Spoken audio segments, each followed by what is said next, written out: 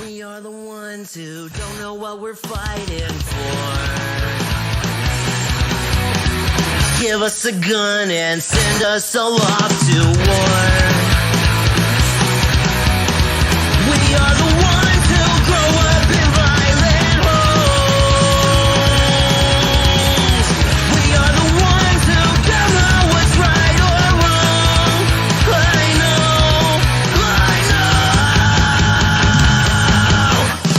We are the ones who are born into war. We are the ones who just don't give a fuck no more. No more. We are the ones who don't know why we're losing score. Give them a badge so they can send us to the morgue. We are the ones who are sent to walk out the door. We are the ones who don't know what we're dying for. I know.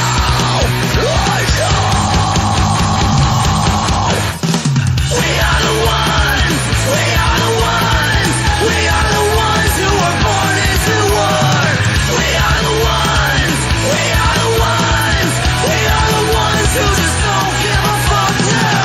We are the ones who are born into war. We are the ones who just don't give a fuck no more. No. Get off this fucking neck. Love that makes you know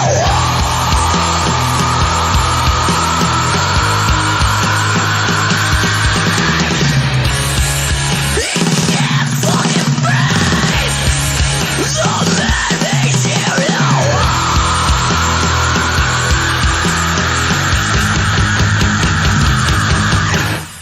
We are the ones who are born into war. We are the ones who just don't give a fuck now. We are the ones who are born into war. We are the ones who just don't give a fuck no more. No.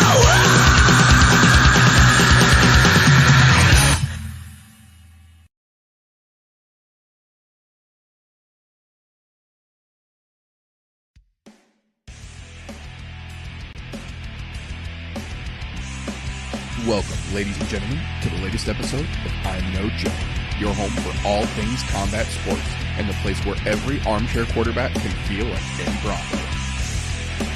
The views and opinions presented on the ImNoBookie channel belong solely to the person expressing them, no one else. If we say it, that means we meant it.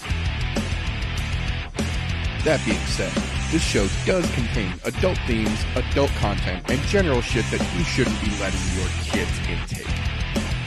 Be advised, viewer discretion is recommended. Proceed at your own risk. You've been warned.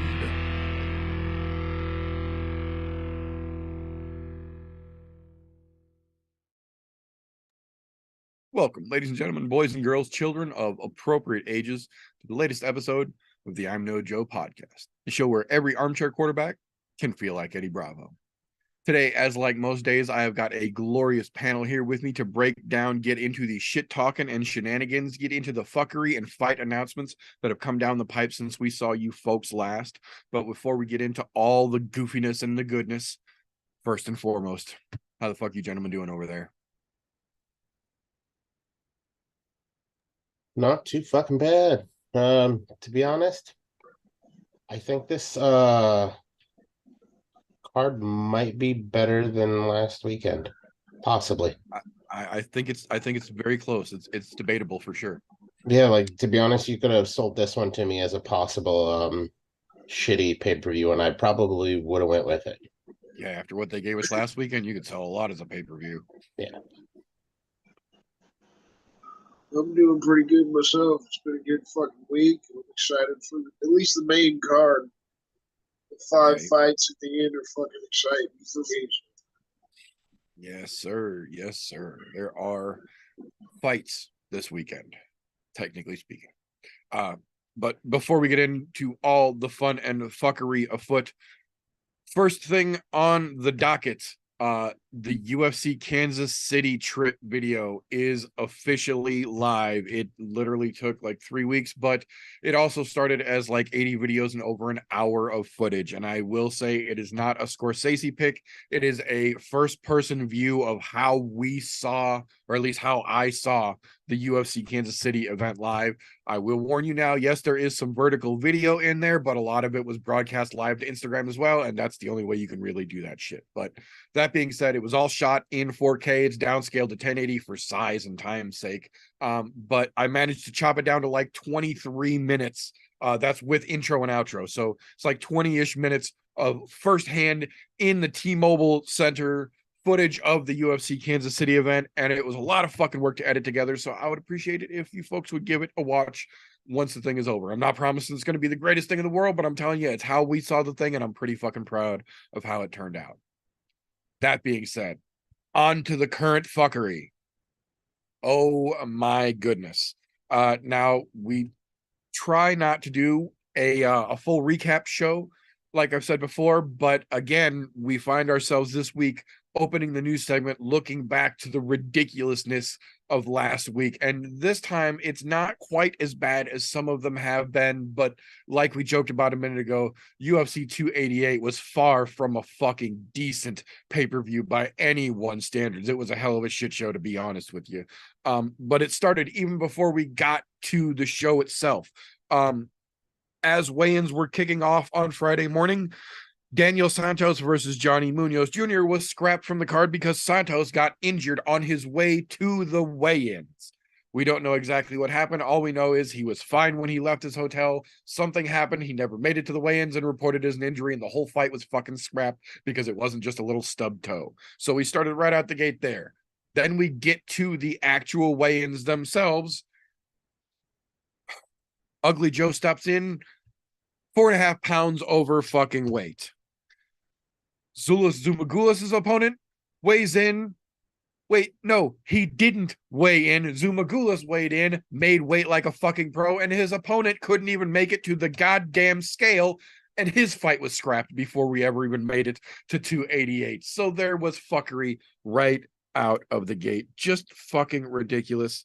I hope they gave Zulis his fucking money. Zumagoulis was even being hilarious on social media like we talked about last week. Leading into it, he was ready to fucking go, never even got to step foot in the damn cage. So hopefully they at least take care of him. And fucking Joe lost his purse and got his ass handed to him, so karma's a bitch on that fucking side of things. We'll see what happens as far as the injury to Santos goes. That being said, moving forward, we do have some interesting fight announcements. There's a couple of good ones, but there's some interesting fight announcements that we got this last week. First and foremost, May 20th, Vegas 73, the main event is now going to be Angela Hill versus Mackenzie Dern. Man, the UFC has really been shit in the bed in terms of their main events, at least in the last month or so. And there's more coming. Don't worry, we ain't done yet. There's more of these in the news to come back again. But yeah, that fight in no world, even on a fight night from the fucking Apex, is not main event worthy at all. It has nothing divisionally to carry it, and even just stylistically, it's not that interesting of a matchup. So, I mean, technically it is a fight. It's really shitty that they're making that the main event, but it is what it is. We say it all the time. You can't apply logic to UFC, so we've got that. I'm just saying, I would rather watch people shit on each other than watch that as a main event. there are a lot of things I would rather do than watch. It's a good thing that we've stopped doing pit episodes unless it's a paid per view, because that's one of those ones where you go, where's the fight where you just turn it off? Yeah, The main event. the main, yeah, the I main don't even have to fucking look at the event, rest yeah. of the fucking card. That's it. Well, and you hit the nail right on the head. Shitty main events and shitty card building of outside of the pay-per-views are the exact reason why, unfortunately, for at least the latter half of this season, we're not doing pit events on non-pay-per-view cards, because they're just giving us the absolute literal least they possibly can. And I, in good conscience, can't ask any of these guys, or would myself not be happy to put my fucking ranking and reputation having to defend Mackenzie Dern versus Angela Hill as a fucking main event because the UFC decides that's their great fucking plan. No, that's not fair to anybody. So at least with pay-per-view cards, we know that they're stacking them real heavy, and that's worthy of getting a pit out there for you guys. So unfortunately, Real in the time being, heavy-ish. yeah, exactly. Well, I guess compared to what I they've was gonna been say, force compared feeding to us elsewhere. compared to these hangovers we've been dealing with, oof, yeah. But that being said, that main event, that whole card is already stacking up to be a nightmare. But we'll see how that plays out next week. June 17th in, surprise, location TBD, because the UFC doesn't fucking know yet. Interesting matchup here. Joaquim Silva stepping in to take on Arman Sarukian. Very, very interesting matchup here. Ironically, one that I wouldn't be mad at being a main event, but I don't think they're going to bump that one up, because that June 17th has got a couple of good fights on it. July 1st, the Apex card. They're not sure what Vegas number, because there's a couple they might stick in between there. Very interesting matchup added here. Damir Ismagulov stepping back into the octagon against none other than the wily Grant Dawson. That is a stylistic matchup and a fucking half. Plus, both guys are sitting pretty, trying to make their way up into the top 10, top 15-ish. Pretty good fucking fight, in my opinion. The following week, UFC 290, July 8th, we got a confirmation yesterday. The matchup against Nico Price and Robbie Lawler will officially, win, lose, or draw, be the retirement fight of Robbie Lawler. So this will be the last time we see that man in the cage. You definitely don't want to miss it. That fight card is building to be kind of insane to begin with, but the fact that that's going to be Robbie Lawler's hang 'em up fucking fight should be enough to get anybody to watch it to begin with.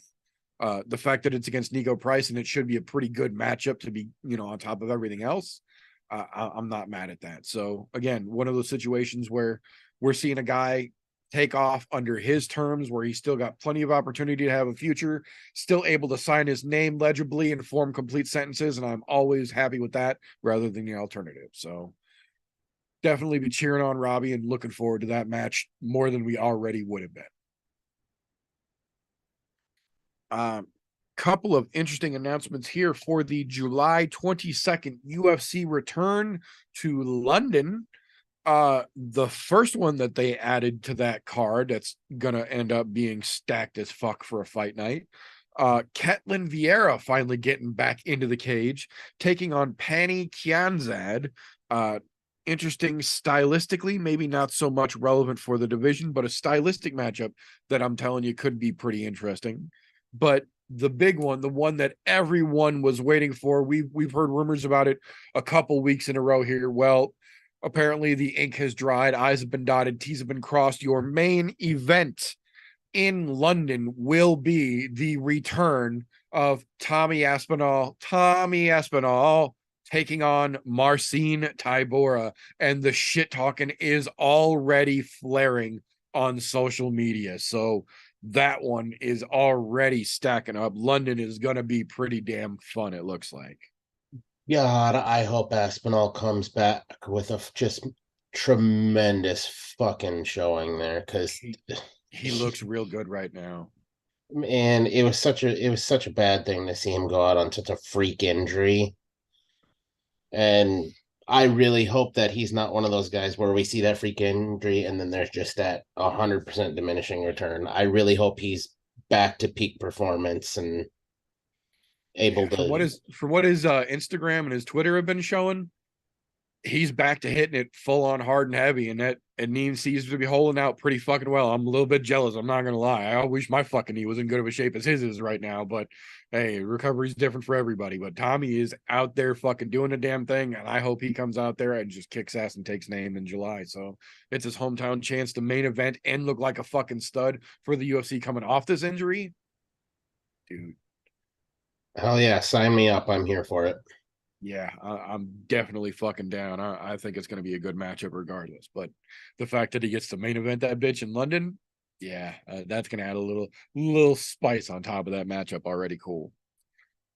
Coming out of London, excuse me. 2 weeks later, the August 12th card just got a new announcement for its main event. It will now be the recently moved from the July 15th card, Rafael dos Anjos versus Vicente Luque. Still a 5-round, still the main event, but now will no longer be main eventing the July 15th card. That will now be main eventing the August 12th card. Again, location TBD because UFC. That being said, couple of interesting news tidbits to round me out here.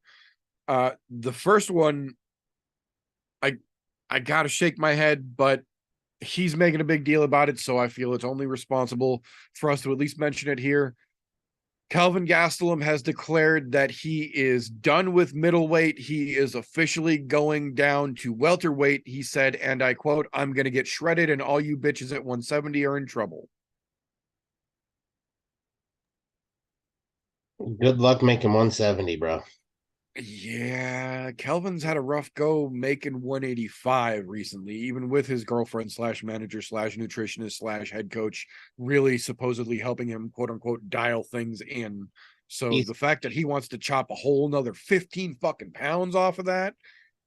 To his credit, his last showing, he looked a lot better than what we've seen in recent history with him. I absolutely agree with that. But I don't, with the frame he has, I don't see him making it 170. Man. Yeah, he's an ice cream cone, and 185 is hard for him. We've seen it. He's been open about it. So the fact that he wants to go down to the next fucking class on top of that, he's gonna have to lose a lot of power, lose muscle mass. Yeah, that's the only way to do it. And I don't know if that's a good idea. He's not like a fucking chubby 185er. He's pretty fucking really yoked up. So yeah. I mean, good luck. That's all I can say. I mean, I wish him well, as hopefully his power translates going down. But well, I guess we'll see.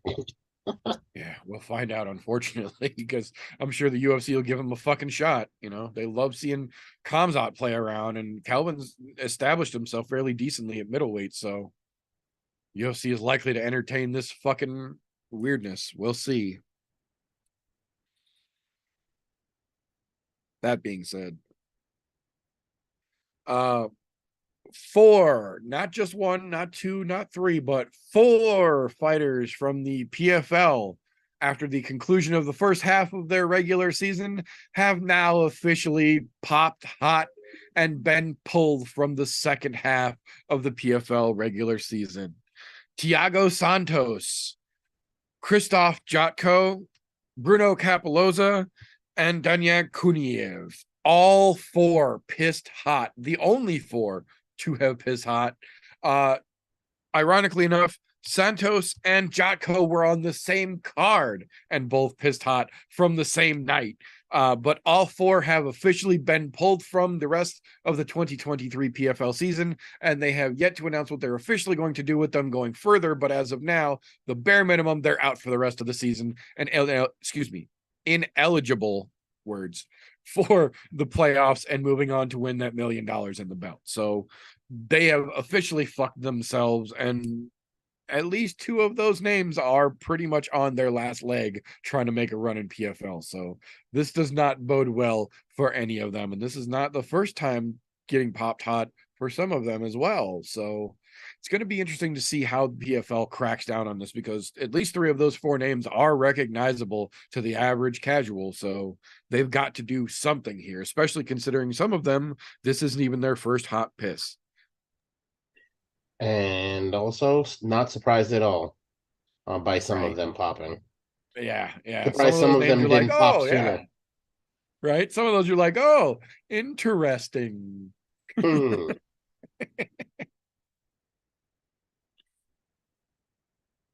No. But I am very curious to see how the PFL handles this and what they actually do, because something's got to be done. Just pulling them from the season is not enough. So I'm very curious what they do. Moving on from there, though, kind of a weird one.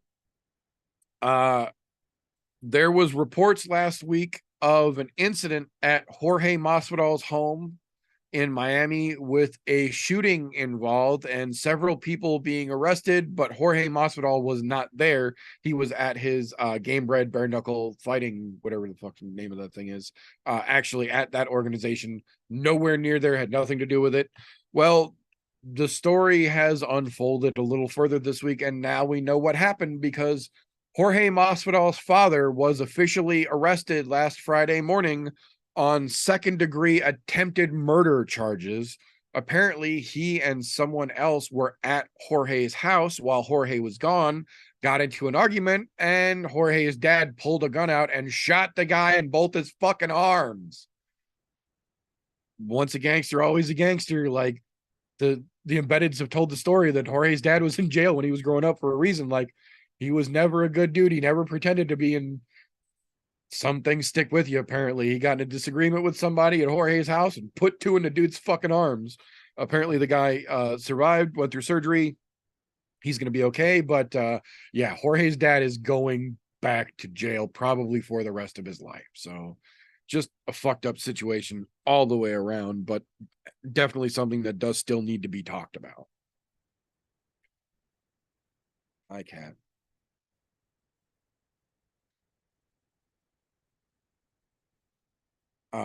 That being said, though, unfortunately, once again this week, we end the news segment with the way we have ended the news segment every week this year, and will probably continue to do so until the end of 2023, I imagine.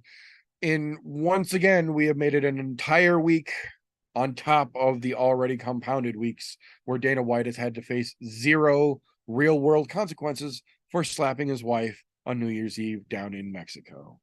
And no, having to live with what you've done is not actually fucking punishment, Dana. Unfortunately. That being said, do either one of you gentlemen have anything that I might have missed this week for news? Not anything that I want to talk about.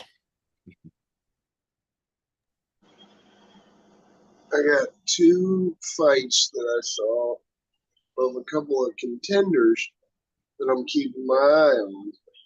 So Kamala Kirk is going to be facing Esteban Ribovics on International Fight Week.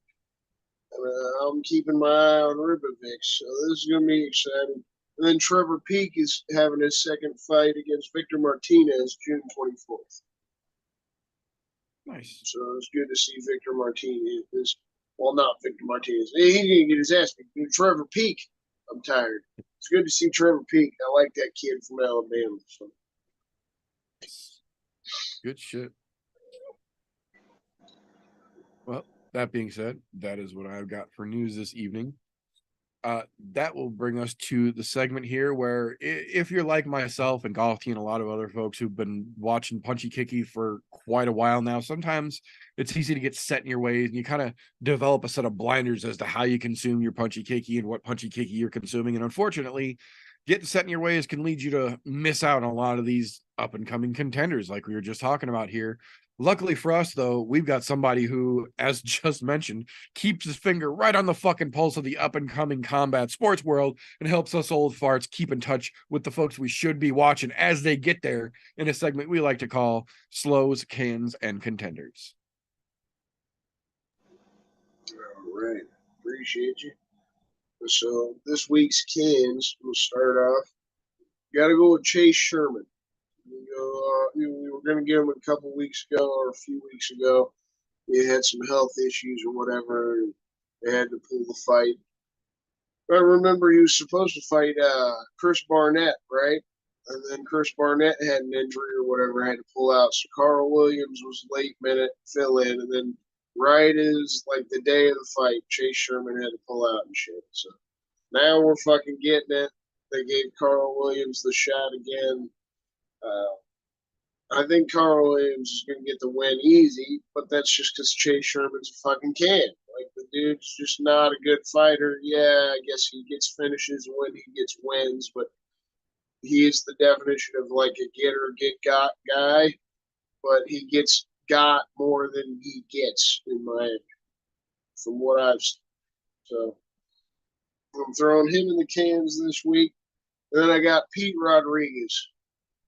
Throwing Pete Rodriguez in the cans. This kid's 5-1. He's 26. You know, the record and the age. You're like, oh, maybe he could have some potential, but no. I mean, he beat Mike Jackson, for fuck's sake. I mean, that's nothing to laugh at.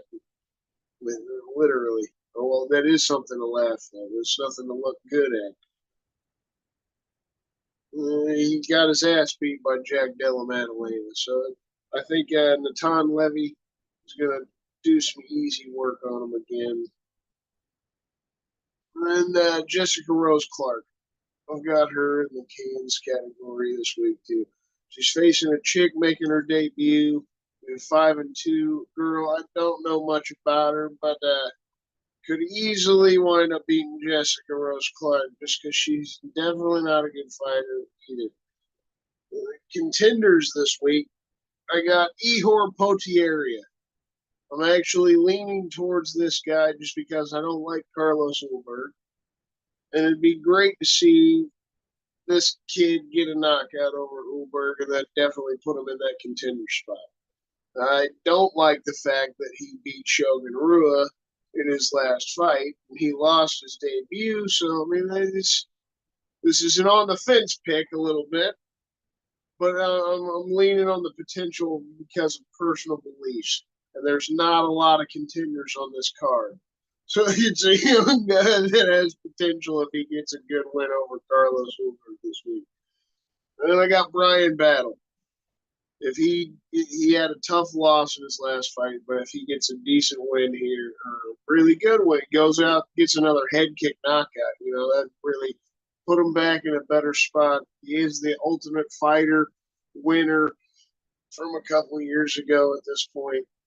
He's looked okay since he's gotten in the UFC, but as soon as he got a little bit of a tough guy in his last match, it was too much for him. We'll see if he can bounce back and get himself more on that track.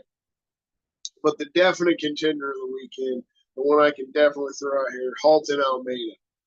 I think he's got serious potential to dominate Jarrinho Rozenstruik, and that's going to be fucking not fully insane, but definitely impressive as hell.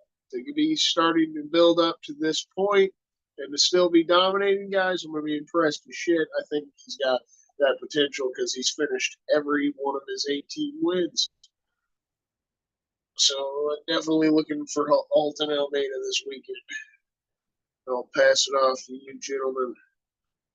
What cans and contenders do you guys have for this weekend? Oh, you took my number one can right out of get-go, which is all right, but I'm going to second the notion on Jessica Rose Clark. She's the dollar store version of fucking... actually, you know what? They're both dollar store versions. I'm not even going to make that fucking analogy because she's fucking trash. How she is still in the UFC, don't know. Although, I guess somebody's got to be the gate guard for those making their fucking entrance into the UFC. I guess why not put a soup can in front of them and see if they can dent it some more than it's already dented. I think that's why she's got so many tattoos. Every time she loses, she gets another tattoo to make herself feel better. Ink therapy is a real thing, and I'm down with it. But, there's a point where you have to go, sure, I'm just going to get ink to get ink, not because I got my ass kicked. But yeah, and I am actually on the opposite side of the fence with you on one other one. Brian Battle. Do not see him as a contender at all. I see him as a straight can. I think he lucked his way into getting into the UFC. Not that whole season of The Ultimate Fighter, there wasn't anything too great that came out of there. So we'll just leave that dog away. Now, as far as people to watch out for, I hate to say this because it sounds really fucking weird, but I'm gonna go with the Dollar Tree version of fucking our wonderful, wonderful goddamn Irishman, ImNoBookie. He has potential, but he's got a really tough fight ahead of him in fucking Daniel Rodriguez. Don't get twisted just because D-Rod's coming off of a fucking loss of Magni. Don't get it twisted. He's a tough son of a bitch. He's taken out Jinling Jiang. Jesus Christ, I can't fucking talk. He's taken out some very notable opponents, but ImNoBookie, he's been steadily moving in the right direction. Granted, he's been a decision monster lately, but he's showing some potential and he's showing he can grind it out. So something to keep an eye on. I'm not saying he's going to win that fight, but he's got potential, so I'll call him a contender.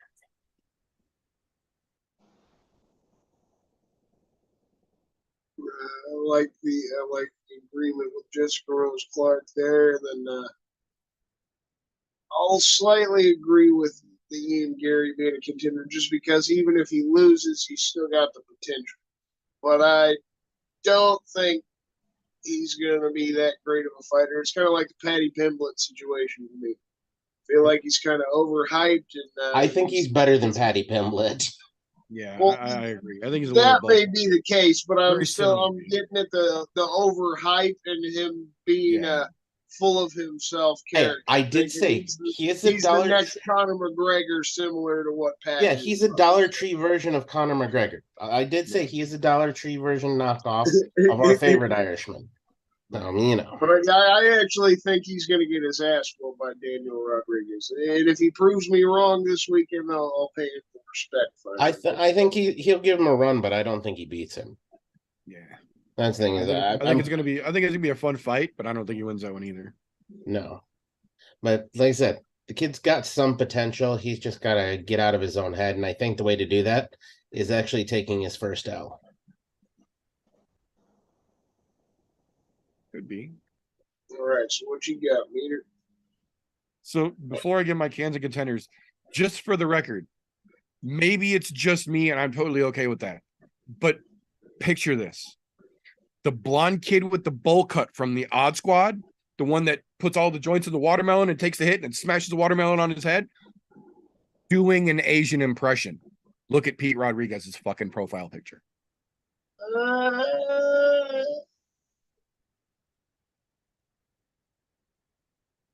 Now imagine that picture going, yeah, Shane.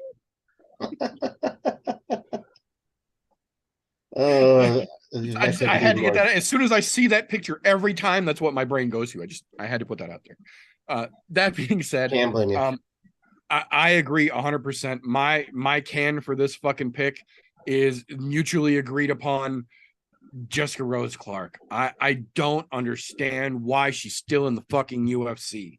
Like, she just is not a good fighter. She's not entertaining. She's not offensive. She's not stylistically fun. There's nothing about her. She's literally a carbon copy of 8 other female fighters who are much better than she is. I don't understand why she is here. We don't need bodies in the ladies' side of things that fucking desperately. That being said, my contender for this week is one of the other ladies on the card, Jiyeon Kim, champion Yi, if you follow her on socials, one of the hottest fucking lady prospects coming out of South Korea, constantly training her ass off.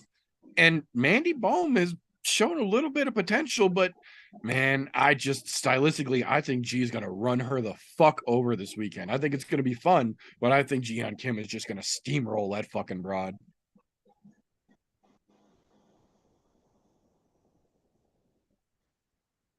Oh yeah, I'm in agreement with that. I agree with you though on the Kim thing, maybe beating Bomb, but the Contender's a stretch just because the fact she's lost like 4 fights in a row. Well, yeah, but you also got to look at they did to her what they've done to a lot of Asian prospects when they come into the UFC. They throw them right into the fucking deep end. Whereas you got guys like Raul Rosas Jr., where they will perfectly fucking coddle and carry to every win they want them to fucking get, especially on a pay-per-view, so they can make those fucking, Contender Series dollars, versus a real prospect who gets thrown to the fucking wolves, a la Aaron Pico style, So we've seen it happen before, but if you watch her now, she's on her way back up, and I got faith in that gal.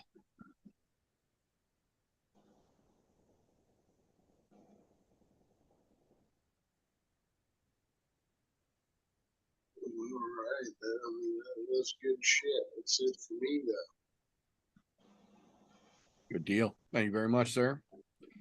So that will bring us to a segment here that requires its own individual disclaimer. Tapology.com does not endorse, support, or sponsor the I'm No Joe podcast yet. That being said, Tapology.com does offer a service where you can go onto their site, make a free account, make picks on fights just like we do here, and you can make groups to pick fights just like that. We've created such a group. We call it ImNoBookie. It's all one word, or Group 965. The group is open to the public. You are more than welcome to join it. Put your picks head to head against us. We are working out some kinks right now to try and get a game with our show cohorts here for next season run. So we have a special little segment to talk about that. But we just, as a whole, talk about the group and the fun and fuckery it devolves into in a little segment. We talk, words live. We call Tapology with TJ. Blah, blah, blah. It happens. We're live. If I could count the number of times I've tripped over my own goddamn tongue while I'm talking on here, what are you gonna do? Now, speaking of tripping, we're gonna hop right into the fucking deep end of the pool here from last week. First and foremost, everybody who is in our group that we talk about week in and week out went over the 500 mark, not like the week before where we completely shit the bed as a group. This week, much fucking better. Now, with that being said, I went from first last week to damn near last. I barely squeaked by 10 points from Vinny. 10 points I got him by. And not because I got more picks right. We got the exact same number right. I just had one more decision pick than he did. That was my 10-point margin of error. So, to be honest, we were fighting over who was tripping over our dick this week. Now, that's not to say everybody else didn't do much better, because there was only a 10-point margin between me and the meter. Now, from there up, that's where the margins got a lot fucking bigger. Donna can go ahead and take her bow, because she did beat the meter this week. But she did not come in first place. Not by any means. She came in at a whopping 440, whereas Don came in at a whopping 530. But that still wasn't first place. Not to be outdone, Christian comes in, takes the top spot with the exact same number of picks, correct, as Don. Where it gets a little bit different here, just so this way you guys understand this. Christian got 4 decision picks correct. Don only had 2. Christian had 1 perfect, no semi-perfects. Don had 2 semi-perfects. So the margin of error there, even though they had the exact same number of fights picked correct, is very slim, but it still ended up in a whopping 70-point difference just because of how the points lay in there. So know that you can come in and pick well and still not get first. But that doesn't mean that takes anything away from Christian this week. That just tells Don, get better, son. But be glad that you didn't have to wash dishes this week. And, I mean, you didn't trip over your dick, so you should be jumping for joy anyways. But that can all change this fucking weekend. So when we come back next weekend, it could be Christian shit in the bed, tripping over his dick and falling back in the shit where he just shit the bed. Stranger things have happened. Just saying. Come join the group. 965 ImNoBookie over on Tapology. Get in here, hang out with us, let us know who you are so I can talk shit about you next week. It's gonna be fun.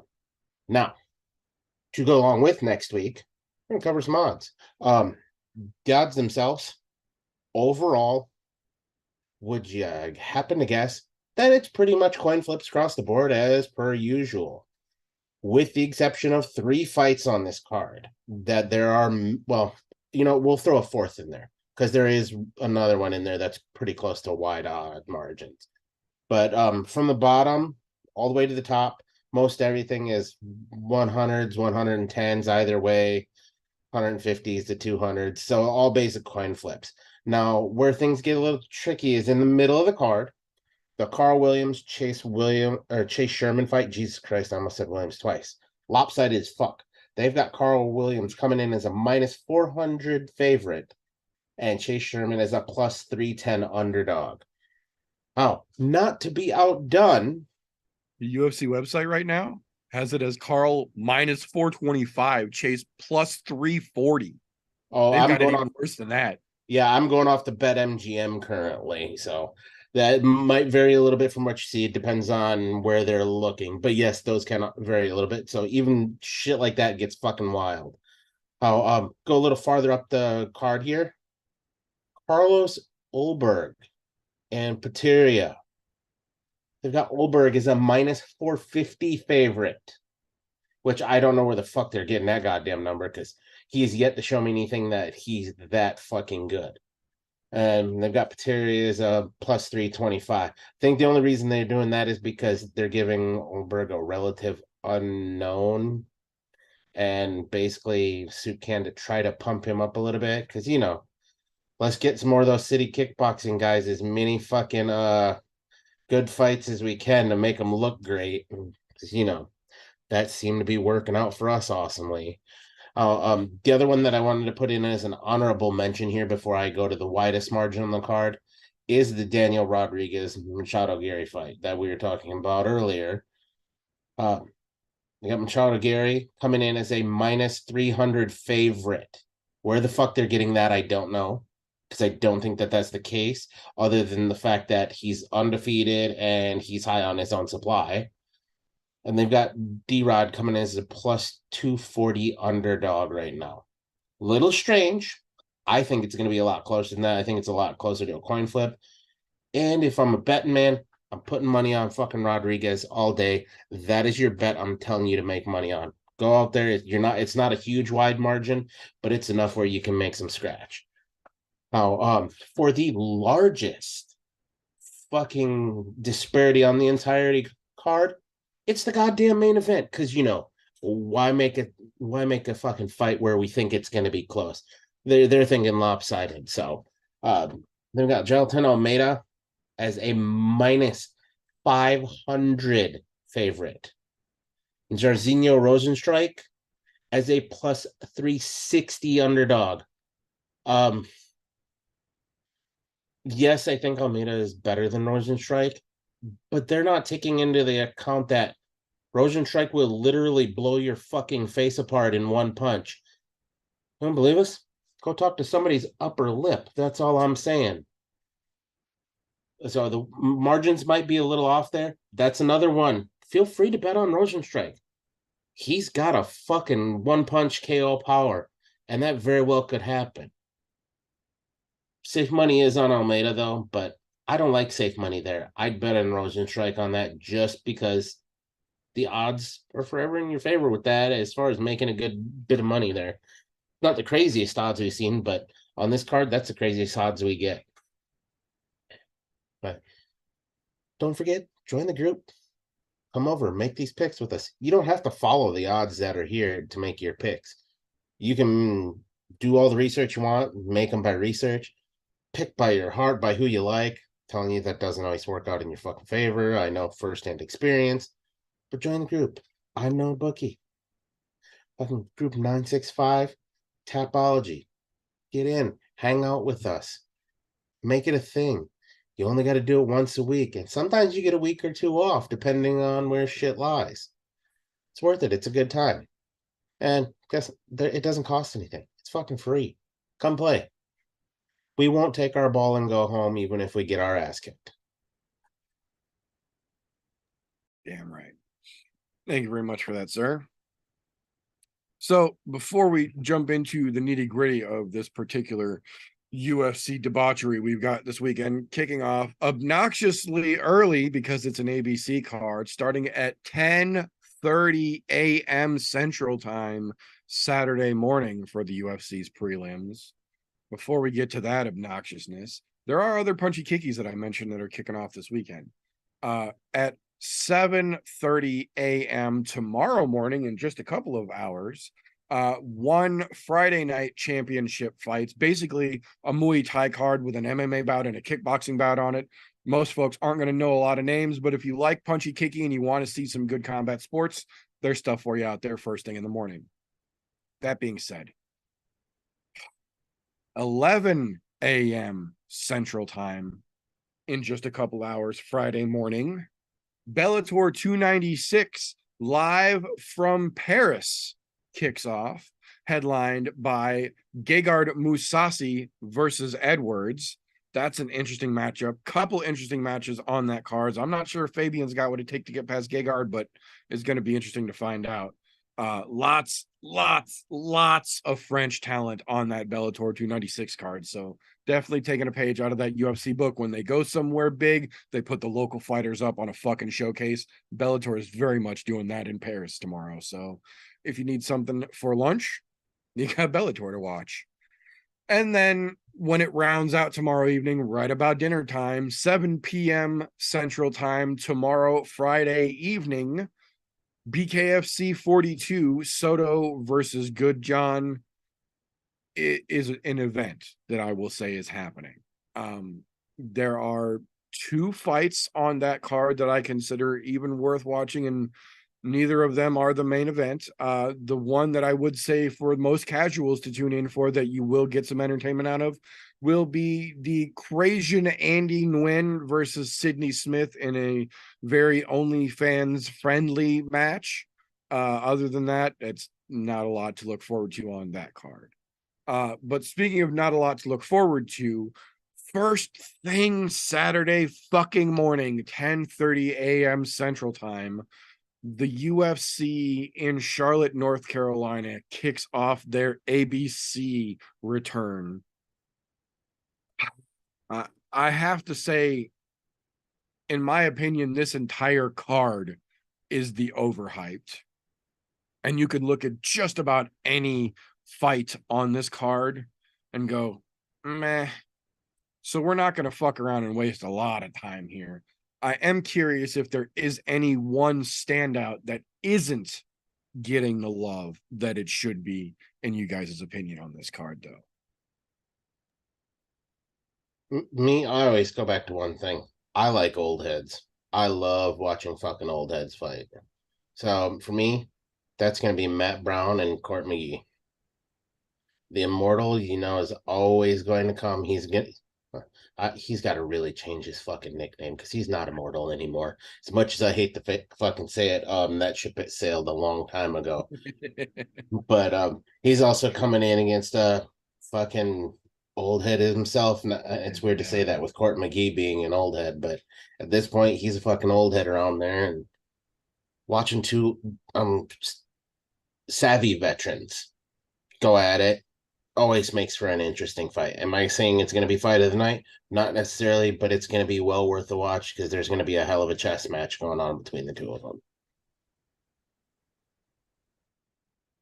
I can agree with that. I agree with that as well. I was going to fucking say that, but you used it, so I'll go a different way. I love me some Anthony Smith, man. He's not been getting the love that he should be getting. He's been getting snubbed every which way from Sunday, in my opinion. He should have gotten the title shot instead of Jamal Hill. That didn't happen. Then he should already be fighting Jamal Hill for the title. Nope, now you're getting Johnny Walker. They give him the main event at first. Nope, fuck that. We got to push Halton Almeida. Then we're going to snub you. You go to co-main event. Just left, right, and center being disrespected as shit. The fans turning on him just because the dude missed. He did, it is a thing, right? But it was a fucking backup fighter that he missed weight for after breaking his leg. Yeah. I have no problem with that. That was him making extra fucking money because they didn't need him for the fight. Right. He boned himself out of extra money. That is what it is. He makes weight for this fight. It's going to be an amazing fight. Right. And nobody can give him shit. Anthony Smith is still Anthony Smith. I don't see Johnny Walker going out there and necessarily finishing Anthony Smith. I mean, Glover Teixeira beat the holy living shit out of him, busting his teeth out. Right. Didn't necessarily knock him out. The ref just kind of saved him from more ass whooping. The dude's tough as fucking nails. Johnny Walker's going to have to go out there and kill him. And he does fucking have that weak chin and make fucking mistakes. So I think people aren't giving Anthony the fucking love that he deserves. But I also think this fight could be really good. We could have a nice back and forth between the two of them. And it could be an exciting ass fight. Yeah, I would definitely agree with that. I think, at least in my opinion, for my 2 cents, I think Anthony Smith's mouth has done more damage to his career than his fighting has. And not just from missing weight. Because if you've watched a lot of the Believe You Me podcast, and to his credit, in his defense, I will say, as someone who also does a podcast pretty much every week, if you talk in front of a camera long enough, stupid shit is inevitably going to fall out of your mouth. But Anthony Smith is making it a recurring fucking theme, in my opinion. So, but that being said, fight-wise, I agree. It's very much seems like he's being kicked down the fucking road like an empty can, left, right, and center every time they get a chance, just pushing him along, not having to fucking deal with him. That being said, I also agree. Old heads are some of my favorite motherfuckers to watch, which is actually why my underhyped fucking fight of the week this week is the Dirty Bird himself, Tim fucking Means versus Alex Morono, because Alex Morono as well is one of those dudes that not only is a pretty fucking capable fighter himself, but much like a now disgraced James Krause, spends current singular presence more of his time training other UFC caliber and level fighters than he does working on his own fucking game. So you got to tip your fucking cap to a dude willing to give that much of himself to others with himself still on the line as well. But the Dirty Bird, baby. We got fucking Matt Brown and Tim Means on the fucking card. Somebody's getting elbowed to sleep, and I love it. Fuck yeah. So, that being said, there are 2 fights that the majority of folks will be paying attention to, the co-main and the main. So we'll start with Slowbake's favorite fight of the night, the co-main event. Anthony Smith versus Johnny Walker. I know we know who you think takes it, but my question is, how do you think this one plays out? I think it's just Anthony Smith being tough as fucking nails and having that veteran experience. He said it this week on Media Day. Johnny Walker, likes to make mistakes. He's got holes in his game. And if you give him enough fucking rope, pretty much, he'll hang himself. Jamal Hill knocked him the fuck out. I wouldn't be surprised to see Anthony Smith knock him the fuck out. Dude's got 33 fucking finishes out of 36 wins in his career. Yeah. And he's similar in that this is where this entire card is fantastic. Like Charlotte's kind of lucky. Like we got lucky with the UFC Kansas City card in this sense. That you're getting a lot of the veteran guys, a lot of the old head kind of guys with Tim Means, motherfucking Matt Brown, Anthony Smith. This is good shit. Anthony Smith, I still think, has that chance to make another run at it. Oh yeah. This is where it starts. Beating Johnny Walker just because he's gotten a couple first round finishes in his last couple wins. But that's where, obviously I think Anthony's going to get the win. But I think the experience and the toughness is going to play out because he's just got that fighter IQ. Yeah, he may say some dumb shit, on podcasts, but that's what a podcast is for, is to speak your opinions in your mind. And opinions are like assholes. We all got them. They don't mean shit. Right. Damn right. That but I think on the fight side, he's got it. Yeah, I have a hard time judging a fighter by what they do outside of the ring. I will judge them as a person of what they do outside of the ring. But as a fighter, I can't do that. It's kind of like John Jones. As a fighter, the dude is fucking phenomenal and goddamn near unstoppable. He's like a fucking Super Saiyan. But outside of the ring, shitbag. I'm not calling Anthony Smith a shitbag outside the ring because he just had some weird shit that he says. He's not doing dumb shit. I'll put it that way. He's just saying fucked up shit. But that's okay. Everybody has their right to say whatever the fuck they want. That's that wonderful thing of freedom of speech in the United States. You say whatever the hell you want. Now, whether you act on crazy ideas or not, that's different. You can talk about them all day long. But no, I'm going to start with Johnny Walker now. In all fucking seriousness, he's not bad, but he's lucky. I don't think he is ever going to be championship caliber. I mean, fuck. The guy injures himself fucking doing the goddamn worm after a fight that he got away scot-free without any injuries until the fight was over. But then the other cherry that I had to put on top of him right now, he got beat by fucking Thiago Santos when Santos was still in the UFC. And that was in 2021, if I'm not mistaken. It was like 2 years ago. If you got beat by a Santos 2 years ago, you don't deserve to be anywhere near the fucking top 10. Because Santos was not a top 10 fighter then. No, just saying. Yes, he's lucked himself into, I will say, a very gracious fucking spot in being able to be afforded the opportunity to fight Anthony Smith. Because, albeit Anthony Smith did lose his last fight, Ankalaev did get the best of him there, which he's been getting the best of a lot of motherfuckers. So I can't say anything about that. Yeah, he does that. Yeah. Smith has been, I will say, one of the perennial toughest fighters we've seen in a long time. He's up there along those ranks of fucking there's quite a few of the tough bastards, but he's like one of the newer generation of tough bastards. And he's starting to become an old tough bastard. And I say old tough bastard because he's been around for a while now. He's had a run towards the top, and I think he does get another run at it. To be honest, with where the light heavyweight division is right now, I could very well see him getting the strap himself.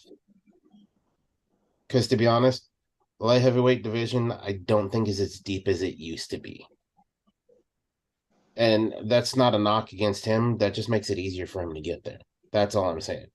I don't think we see Johnny Walker getting anywhere near Anthony Smith. Do I think Anthony Smith's going to finish him? Not necessarily, because, well, he hasn't always been known to finish people. But he is known to grind the ever-living fuck out of him. And when he does finish him, it is fucking violent. I'm hoping it is one of those nice violent finishes where we just get to see Johnny Walker get knocked the fuck out again. Because, there's nothing better than watching that piece of shit fucking eat canvas. I'm not going to hide it. I do not like Johnny Walker at all. I have not liked him since the day he came into the UFC and they started a fucking hype train behind it. That fucker could have derailed fucking years ago.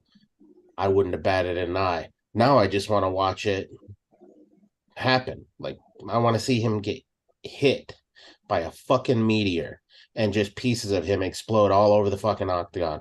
And that meteor this week, I really hope is Anthony Lionheart Smith, because Not a Walker fan. I don't give a fuck how high of a flying knee you can throw. I don't care.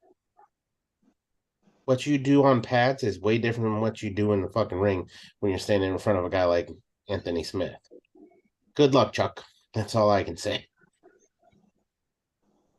I agree with that. I think a little bit differently. It's one of those weird situations where you've got a high level BJJ black belt versus a high level BJJ black belt. And I have a feeling this is getting finished on a feet. I think Johnny Walker throws too many wide looping punches and leaves his face directly, and I mean fucking directly. Watch Saturday night. He puts his nose on that fucking center line and leaves it there. And Anthony Smith, for all the faults he may have, is a great fucking boxer, and he's got real good fight IQ, especially in the moment. When you give that dude a chance to piece you the fuck up, he will. Johnny Walker swings real wide. Watch, he throws a lot from the shoulder, and he throws a lot real looping, and that leaves a lot of time to get countered and get your fucking nose flattened out. And he's got, like was mentioned, Walker has a suspect chin, to say the very fucking least. I think Smith's boxing plus Walker's chin equals KO in the second round. Hopefully, anyway. That being said, that will bring us to our marquee matchup of the evening. The faces on the poster, the names on the front of the building. The folks come in to see Biggie Boy, Jairzinho Rozenstruik, the Suriname Ninja, versus the man from seemingly out of nowhere, Jailton Almeida, the Brazilian badass who has just come through taking names on his path to the top. Number 9 versus number 12 in a very interesting heavyweight matchup Saturday afternoon. So, gentlemen, how do the big boys end the show, in your opinions? All right. I'm going to run with this just like I said when I was doing a quick breakdown on odds. As much as I think this is Jailton Almeida's fight to win, it also is his fight to lose if he doesn't get the fuck out of the way of Jairzinho Rozenstruik. Because I swear to God, if he can't dodge a wrench, he is not going to dodge a Rozenstruik. And Rozenstruik will put him into Cloud fucking 9. We'll send him into outer space. He can join the fucking Ghost Club. If you don't know what the Ghost Club is, you're missing out on some really great content. That's all I'm saying. You suck. Boom. Roasted. But yeah, no, I really think Rozenstruik, the only way he wins this fight is a one-punch KO. He doesn't have the gas tank for this. Almeida knows how to manage his gas tank from what we've seen so far, and he's just as powerful as Rozenstruik. I don't think he punches quite as hard, but he's still got that one-punch knockout ability. To be honest, I think we see Jailton fucking wear out Rozenstruik a bit and then finish the fight once he's worn out. But, this is big boys we're talking about, and big boys with very, very scary power. If you don't believe us, you can ask fucking Dawkins how hard fucking Rozenstruik hits, or fucking hell. Ask the Reem how hard he fucking hits. But the other part of that is if he gets Rozenstruik to the ground, it's fucking all over. Because Rozenstruik has no fucking ground game whatsoever. He's an absolute terrible on the fucking ground. I think Almeida's route to victory is on the ground. Take him down, a little bit of groundwork, and that's all she fucking wrote. Saying submission all day. I will venture to guess second round after fucking he's blown his load a little bit. And that's when Almeida gets him down to the ground and gets the finished rear naked choke.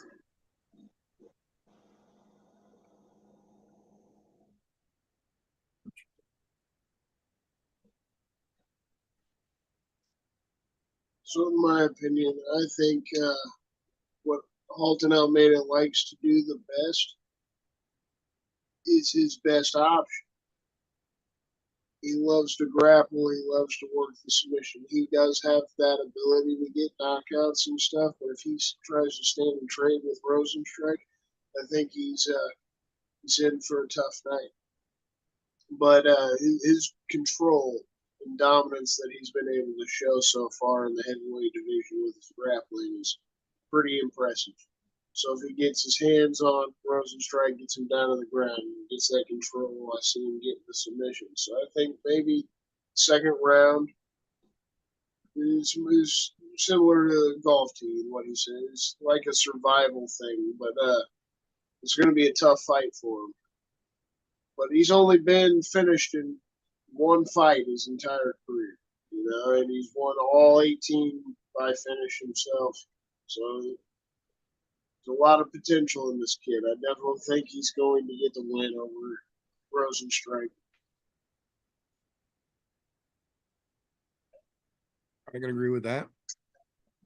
I have a feeling this matchup is going to remind us a lot of DC Stipe 2. Because Jailton Almeida has fought about, I think it's almost half of his UFC tenure now at light heavyweight, because he walks around at like 215 pounds. So if he needs to cut to 205, it's an afternoon's water sweat for him to make weight for light heavyweight. And if he needs to make heavyweight, he has a couple extra burgers, a few T-bones, and a half a cake on Saturday night, doesn't give a fuck about running on Sunday, and he shows up at 230 for a heavyweight fight. He's done them both. We've seen it, and he's done great in both situations. The bigger problem here is that Jairzinho doesn't really have a whole lot of options. He's got, like these guys both mentioned, he's almost the definition of a puncher's chance. If he connects, it's a problem to everyone he's connected with. A couple guys managed to work around it, but it's still a problem when he connects. The other side of that is that, like Christian just mentioned, Almeida's control and his fucking grappling is top notch. And we have seen Jairzinho, when you put him on his back, he becomes a turtle real fucking quick. Those arms and legs wiggle, but he don't turn over. And he sure as fuck don't do nothing to help himself when he's in that position. Jailton is a fucking massacre when he gets you on the ground, man. And as much as Biggie Boy is a power puncher, like they said, that gas tank is almost non-existent. I will give him credit, though. I do think his range is going to be what Jailton's going to have to struggle with early, because that long left fucking hand of his will keep you back for a minute. I don't think it's going to keep him back forever, but I do think it's going to go a little further than these guys. I do think it's Almeida, and I think it's Almeida by sub, but I think Jairzinho holds him off a little bit longer. I think we see him in the third. But that big man's got a rough Saturday afternoon ahead of him for damn sure. Luckily, though, this is one of the few times we're getting a heavyweight fight that is almost guaranteed to not devolve into a walrus slap fight based solely on the people involved in it. This is almost like the anti-Ngannou Lewis, if you will. Like, these boys are going to make it interesting one way or another. But that's Saturday night's lineup for you. That is going to be all we have got for this particular episode. But as we have mentioned before, when it ends here, that is not the end of the fun. Tomorrow morning, and pretty much every Friday morning that there is an opportunity, you can hop on over to Spreaker.com, catch the Slow Bake and Contemplate podcast with that handsome sumbitch right there and his hetero life mate Thin Dog, the Booty Hog, talking about all things cannabis and fun life related. Catch them over there, as well as their channel on the I'm No Joe Discord server. They've got their own Slow Bake channel over there as well. Appreciate you, brother. It doesn't stop there. Once we get back on into next fucking week, you gotta make sure you tune in Wednesday fucking night around 9 o'clock. Go to Golf T Vapes on YouTube. Same as his fucking name. You know, we call him Golf T for a reason. You make sure you're interested in vapes. Tune in, learn some recipes, some fucking cool mixes, have some fun, chill, hang out. Show some love to the brother. Make sure you tune in every Wednesday night on Golf Team Vape's YouTube channel. Okay. Okay. Oh, there is one thing you do need to know. If you didn't catch it at the beginning of the show, there is a new video out on the I'm No Joe channel. Dropped it around noon today. Go check it out. Give you a little soiree into our first person point of view of us taking in the fights there in Kansas City a couple of weeks ago. Well worth the watch. I thoroughly enjoyed it. It brought back all the fuzzy memories and good times there. Hopefully we get to do it again soon. And since we're on the topic of I'm No Joe, the meter does do more than just the I'm No Joe. So if you go down below and click on Linktree / the meter does many things to take you all to all of the many things that the meter does do. Go click on those links. Have fun. You'll see him generally on Wednesdays on my channel. You'll see him doing shit on his other channels. His Discord, which is scrolling across the bottom of the screen. Go check him out. Linktree / the meter does many things to go find out all of the many things that the meter does do. Go click away. Enjoy it. There's plenty of content for all. Thank you very much for that, sir. Much appreciated. That being said, if you like what we get up to around here, Thursday nights, 9:30-ish Central Standard Time on youtube.com/ImNoJoe. We do this thing live in video format. If you're not able to catch it live, the video does stay up if you'd like to rewatch it later on, or the week after we go live over on anchor.fm/ImNoJoe. We put the all audio version up that is broadcast through all of your podcast consumption platforms of choice, specifically being pushed by Spotify now that they own Anchor. So to those of you who are listening on Spotify, first and foremost, thank you. Secondly, though, Anchor now with its ownership of Spotify, or strike that, reverse it. Spotify with its new ownership of Anchor has given us the option to now also upload the video format that we do on YouTube live to Spotify as well with the audio format. But I don't know a whole lot about the Spotify audience because I never specifically broadcast there. Anchor does that for me. So if you're listening to this on Spotify, like I said, thank you. Also, would you like the video version of this podcast, or are you perfectly content just listening to us goofy motherfuckers? I know what we look like, and I would just assume it's the audio version, but it's your call. So that being said, there should be a link on this podcast that you are picking up on Anchor for you to answer that poll. If you would like that video version, let me know. You get a chance to get input on this.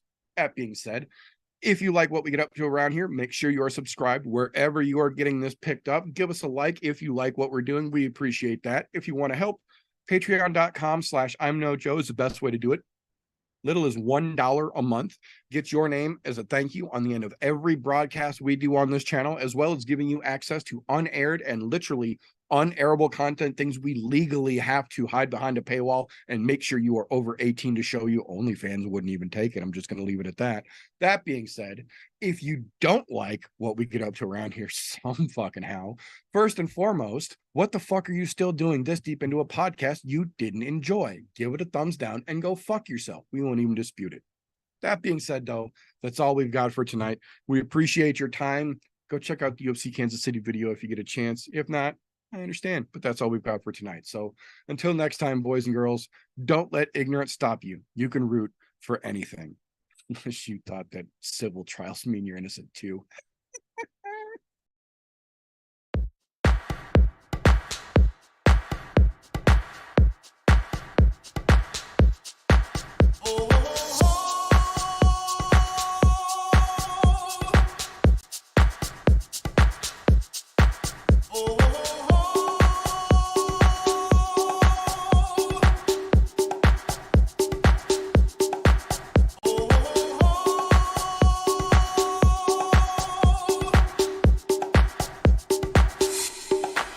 Everybody was kung fu fighting. Those kicks were fast as lightning. In fact, it was a little bit frightening. How do I say goodbye? to what we had. The good times.